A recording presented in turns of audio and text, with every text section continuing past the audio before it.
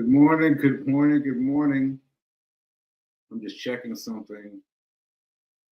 I'm just okay. So good news. I'll report that in a second. I'll report the good news in a second. Hey, welcome to Get Rich 101. I'm your host. I'm Sekou Writes. I am the author of this book. Here it is. Hack Your Pain Now. Hack Your Pain Now. And I am a survivor. I am a survivor. I had my stroke on, grab my piece of paper from mom, from on July 14th, 2022. And since then I've been fighting. I've been fighting because I had a hemorrhagic stroke. You haven't heard of it because it's very rare, but it's the type of stroke that only leaves 13% of people alive. 13%. And that's just talking about leaving people alive, period. Just period. Like, even with all the ailments. So I survived a hemorrhagic stroke, and I'm keeping to the path of doing. And so I say on that note, but I just want to say that my mom and I went out to eat with a cousin yesterday, and my mom and my cousin, were talking to me about how well I'm doing. And it's so funny because it feels so opposite for me. It feels opposite for me in that it feels like I am chasing the accoutrements. I think so. I'm chasing the ball of things further south. But meanwhile, people are reporting that I'm doing better. But I feel like I'm going down. Everyone is reporting me going up. And so it's this weird feeling. There is this weird feeling inside me that my brain has not yet figured out how to shoot this part of me across the wilds of my thought process,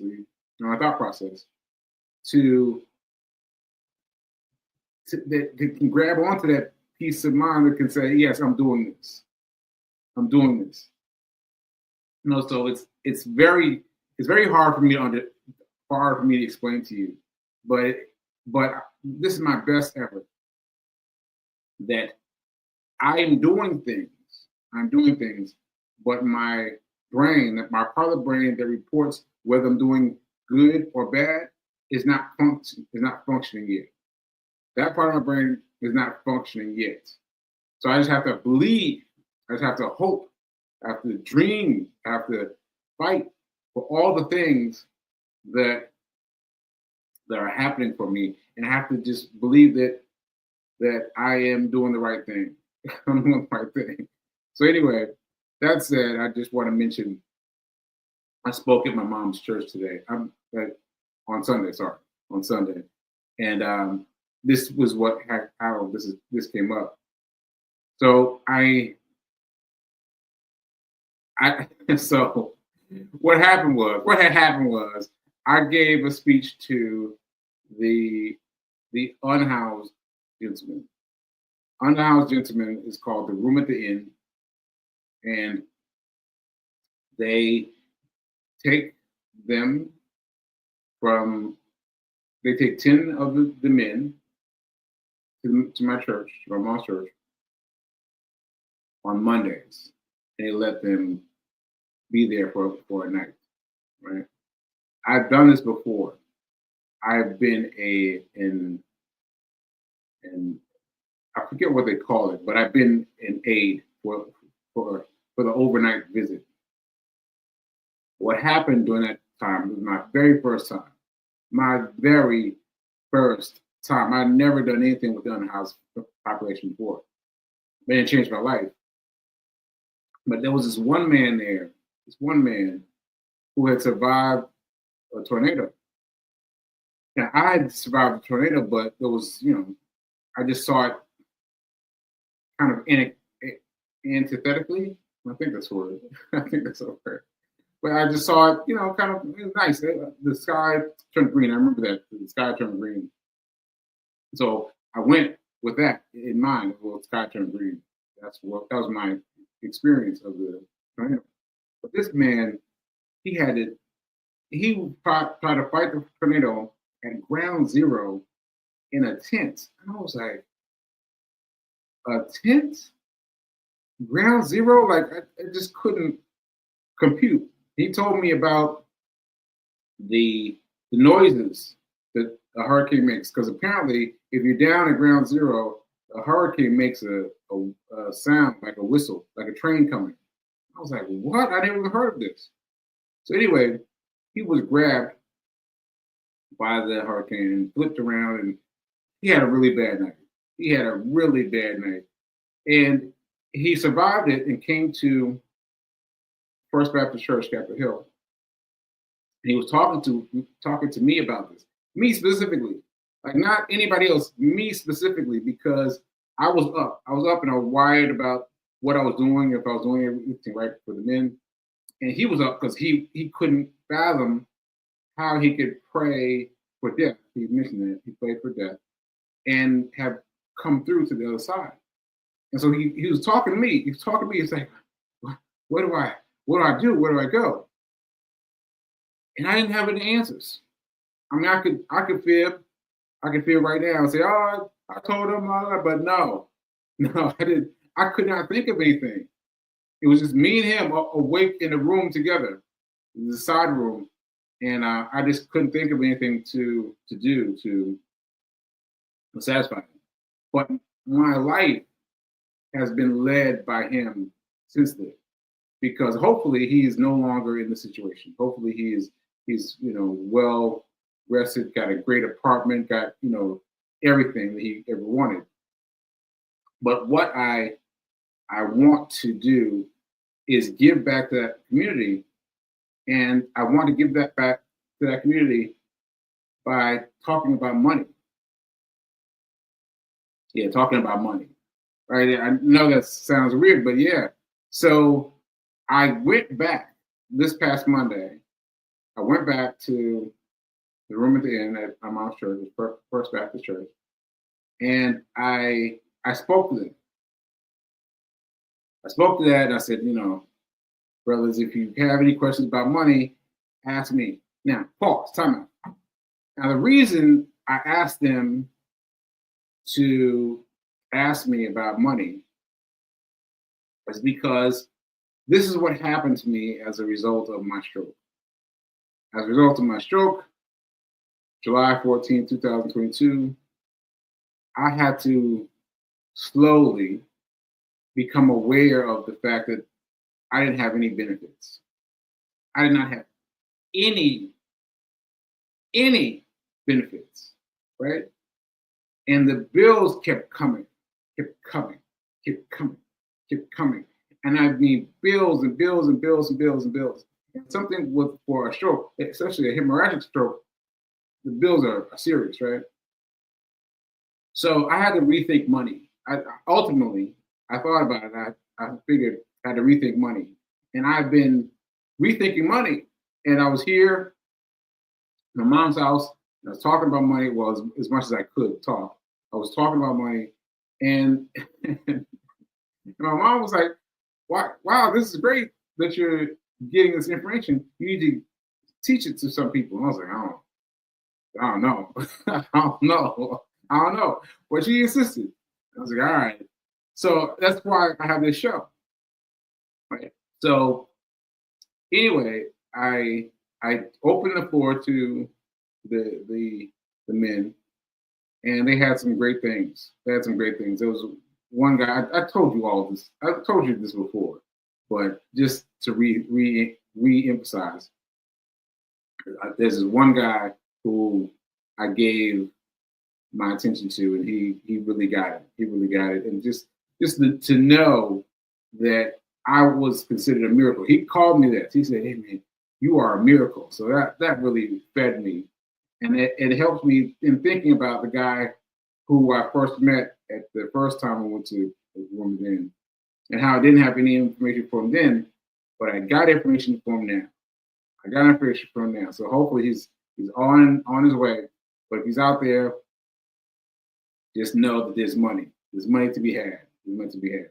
So anyway, all that said, I did that on Monday, and then I ran into some people, some church members, and they said, well, you know, they responded to me with peace, with love, with understanding, and I didn't realize that so many people felt that way about me still, because as I mentioned, it was July 14, 2022, so it's been a little bit of time. So people were really praying over me, and so I sent an email to my mom's pastor. Said, "Hey, could you read this?" The church. He said, "Yeah, that's fine. I'll read it." And then at church, he didn't read it. He called me up. I was like, "Oh, oh man!" So I was scrambling. I was like, so my mom assures me. She assures me that I did well. I did not know what I said. I was like, this is how I felt. I felt like I was like, that's how I felt. That's how I feel when I'm speaking, except in small spurts of time. Anything longer than a few ebbs of time, I start feeling like I'm going, right? And I didn't know what to do. I just said something, and then I said Ashe. That's how I know that I'm finished. I said Ashe, and some people said some nice things. Some people came up to me after the church and said some nice things. So I knew that I connected, but I couldn't. That part of my brain just doesn't connect. I just have to have faith. And this is what she said. My mom said this. And it was good that I didn't have my phone. Now, mind you, I had my phone, but I didn't have it out and have my notes because I was thinking that would have been my safe place. Mom was saying, no, it was good, it was heartfelt. I was like, oh, so I just have to trust. I just have to trust. And one day my brain will come into full circle. Right, and then I'll be able to encapsulate it. Oh, that reminds me of Bygraves, the portfolio that he put all my money into. Yeah, once again, I'll be able to put everything in my portfolio. Ashe. So anyway, that's what happened. That's what I was talking about with my mom and my cousin last night, and yeah, it was just interesting to talk about that difference. Okay, so now, what was I excited about when the show started? Well, when I started the show, 9:45, I realized that I've been dragging today. I know you can't tell from me now because I'm energized for doing the show. But before the show, I was like, I didn't want to do the show. I didn't go running yet. Right? And then I realized as I was rolling the intro, I was like, hey, I did not check my status, my trading status, my trading status, right? And so I was looking, and then I was like, that's what you saw me having that reaction. I was like, oh, what? So what happened was Monday, as you know, is my day. Well, I'm telling you now, but Monday is my day. So weekend hustle has been my thing. Weekend hustle, I buy some stocks at the end of the day on Friday, and then I'll sell them on Monday. But that has slowly converted itself to Monday period, right? So Monday, yesterday, yeah, I didn't sell one because it went low, and I have to sell it going high. went up, low, high, right? So it went low, and I was like, I'm gonna. Now, what I would typically do is just sell out, and just try again with another one. But Mel, Reverend Melissa, has been experimenting with automatic payments, and I was like, I haven't been doing that. So I scheduled it that if it ever reached my a little bit higher than where I bought it from, where I bought it for. See, that's a aphasia.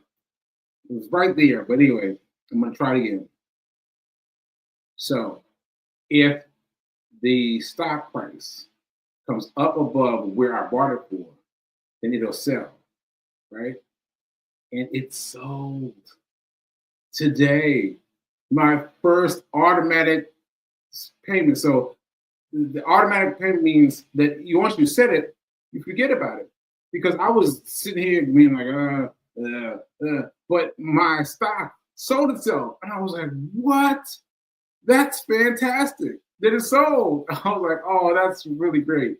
So for those of you who want to be down with me in the conglomerate of trading, come on. Come on, because I got that idea from Mel. Mel learned about trading stocks from me, right? So it's one hand washes the other. One hand washes the other. Like, I wouldn't have had that idea if I hadn't been exposed to Mel trying it. And then because she tried it, I was like, well, I'll try it. And look at that. I made my money. Oh, that's bravo. Bravo, bravo. Let me say some hand clap or something. Oh, I forgot about this. I can't find the hand clap. Shoot. Oh, here's the fireworks. Here's the fireworks. Okay, quick and easy. All right, so that's that, and I want to shout out these stories recently. So recently, my computer, which I'm on now, thank you to Amazon for delivering the power cord quickly. I was on my mom's computer, and on my mom's computer, I found all these lovely pictures of me. So I just want to share some of these. Look at this. Look at this. Can you see me? Can you see me? I was like, what is this? What is this? And so I looked at it for a long hard and realized that this is New Orleans. This New Orleans is Dookie Chase, and the woman who runs a restaurant called something like that. But it's a Black-owned restaurant and goes down for many stories, many generations. And I was talking to her. I was really interested in her story, and I think that's a great photo of me. So let me put that up one more time. Yeah, that was cool. That was cool, right? All right. And then also, I showed you this one. I was at the Cadillac Museum. There was a Cadillac. I did zoom in. There was a Cadillac. So some Cadillac party of some kind. And I was rolling Cadillac. And then I found this. This is also on my mom's computer. Look at this. Me driving a Rolls Royce. A Rolls Royce. Yeah, I drove this Rolls Royce. I think I was in California. I was test driving the Rolls Royce. It was an amazing car. I took it through In-N-Out. In-N-Out is like the fast food place where everything is drive through. And I was like, what? All these people were running. I was like, what? All these people were running out to see me in this car. It was so fun. All right, so that's that. And then here's this. Here's me. This is my favorite childhood photo. This is my dad and mom put a lobster on my tray. And I was trying to get away from it. I was trying to back away from it. And so, this was so funny. This reminds me of my dad talking about me eating his lobster. So he would take me out the lobster often, and he would order lobster, and I would order something like hamburger or French fries, something like that. And then one day I was like, let me try some lobster. And I tried some lobster, and I ate it all. I ate it all like unprepared. That was like, ate all his lobster. He had to order another lobster to keep up with mine because I ate all his lobster. I ate all of it. So yeah, anyway, that's a funny story. Funny story. Let me put it up one more time. Look at that. Look at that. Oh, that's funny. That's funny. All right, folks. Oh, I share. So I'm feeling very good right now. I got to give it up to me taking the leap through the show because I'm telling you, I was feeling good, but I've done it and I feel good. So let me check my comments, and then I want to show something. I'm going to show another Instagram video and comment about it. Okay, BK, that's a beautiful photo of me. I think that's the one you talk about. You talk about the one where I'm talking to the woman, Dookie Chase. I think so. Yeah, I was like really in the zone, and I didn't know that somebody was taking a picture. I know someone was taking a picture. Like there was a photographer for that trip. Oh yeah, this was a press trip. This was a press trip. I think it might have been Cadillac. Maybe it was Cadillac. But anyway, we're all there. We were there to experience life after the storm. Life after the storm in New Orleans. And we went to all these places. They put us on a bus and they took us to all these places and for us to experience them and their culture and what they experienced. And so yeah, that was something I don't think I remember if I hadn't caught that photo. You know, but now that I have it, it's bring back all these memories. Yeah, so that was fun. Okay. Yeah, beautiful Range Rover. Beautiful Range Rover. Oh, Rolls Royce. Beautiful Rolls Royce. Yes, beautiful Rolls Royce. Let's see. I was just looking at this photo. Your album. You talk about my lobster photo. Lobster photos, hands down, is my number one photo. My number one photo, and because obviously I don't remember it, but linking the stories together gives me so much joy. Anyway, yes, and now I love lobster. And from that day on, like I don't even remember that story that I told you about me eating my dad's lobster, but I remember loving lobster. Like lobster is my favorite food. You know, lobster roll. Oh, lobster roll. Oh man. And so it all goes back to that one time. I was like, "What is this? What is this? What is this?"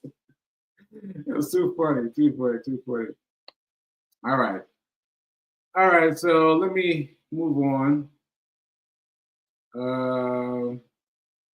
Let's see. Wait a minute. Let me see if I can get this. If stock price goes up above where I purchased it, because automatic payments, the stock is sold itself. Sounds good. I want to learn more. I'm investing in Bitcoin, but don't understand. Oh, okay. You reminded me that I have not said much about Bitcoin. Okay. Let me say this. I am selling my Bitcoin. So Bitcoin was way up high. And what I remember from the last time that Bitcoin was way up high, this was years ago, before the pandemic, was that everyone got in on it. And when everyone got in on it, it crashed, right? And now I'm remembering what people told me. People told me is that when the world's view is focused on something, the people with smart money have already moved on. You feel me? The people with the smart money have already moved on, separate from the gaze of the public, right? So the public's looking over here, the smart money's over here. Smart money is over here, right? Just think of it that way with me. If you're looking at everything, everybody's talking about it, everybody's just right there, the smart money is moving. Smart money is moving. I did not follow that advice the first time, but I'm following that advice this time. I'm following the advice this time. So I'm moving, I'm selling. I'm selling all my Bitcoin. And I told you I was going to keep on taking it out. And I did that, but now I'm trying to get everything out. I'm leaving like maybe $100, maybe $100 or something like that in Bitcoin, but everything else I'm taking out, so that it can be for my benefit. It can be for my benefit. All right. So yeah, that's what I have to say about Bitcoin. So don't worry about whether you can understand it or not. You got to understand that that smart money moves fast. Smart money moves fast. It moves faster than an average person. And once we're all focused on this, that smart money goes away. Smart money goes away. So I learned that lesson last time. Learn it with me this time. Move your money. Move your money. Ashe. All right, so let me show this video really quick. All right, this is very interesting. I've been checking my interesting things on Instagram. I don't know this man, but he came up with the secret rich people know, and I thought this was good. This was good. So let me get this going. Way in which you become truly rich. Rich people have a secret. Normal people, they work, they grind, they have a job, maybe a second job, driving an Uber, maybe a third job, delivering food. They sell their life and money. Wealthy people don't do that. 40 years ago, I started working in a factory, and I went up the ranks, and I ended up as managing director of a multi-billion pound company. And I was well rewarded for that. Well, I thought I was. I earned $400,000 a year. But the last thing I was involved in was selling that company to another company for 18.6, wait for it, billion. Now, I was an employee. I was not an owner. So the way in which rich people get really rich, they have ownership. They focus on owning things. So for the last 20 years, since I learned that lesson, I have become rich. And I have become rich by owning things. If you focus on owning assets, not on selling your life for money, in a quiet way, you just start to buy houses, buy stocks and shares, start your own company. This is the way in which you become truly rich, not by doing overtime, a second or a third job. This is the way. Okay, so I just wanted to share that with you. And there's too much to say there, but when we buy stocks, they are small things, and they're kind of ephemeral. They're off in the distance somewhere, right? And they don't feel real. But this millionaire, just talked about buying stocks, and they're the smallest, easiest thing we can get. Things you can get immediately, right? And that is the first bit of ownership we need to own. It's the first bit of ownership we need to own, and we need to respect it, and then we can move on to other forms of assets that he's talking about. But the first one is stocks. You got to treat it well. You got to do it. Like, he was making $400,000 a year and wasn't doing anything because he didn't get any piece of the $18 million, right? And so he had to take a step back and say, wait a minute now, hold up now. He had to think about it. So we have to think about it too. We've got to concentrate on the stock market. It's the easiest thing to buy. It's the easiest thing to buy. You just have to treat it with respect. You have to treat it with respect. All right. Okay, folks. that's it for me today. That's it for me today. Thank you. I give thanks for me showing up today. I give thanks for me showing up today. I did not want to show up today. I did not want to show up today. So now is better than perfect. Now is better than perfect. Ashe, ashe, ashe. And I'll see you soon. All right.